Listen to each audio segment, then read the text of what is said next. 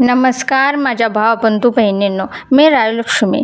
आज आम्ही कामानिमित्त बाहेर गेलो तर या रसवंती ज्यूस सेंटरवर आम्ही उसाचा रस पिला. आटके टप्प्यापासून 2 किलोमीटर उसाचा रस अप्रतिम मिळतो. ह्या ताई उभ्या आहेत, ह्यांचंच हे सेंटर आहे. तसेच इथे 2 प्रकारचे पेरू पण मिळतात. आतून गुलाबी तसाच पांढरा असे 2 प्रकारचे रसरशीत पेरू मिळतात. रसवंती ज्यूस सेंटरला तुम्ही अवश्य भेट द्या.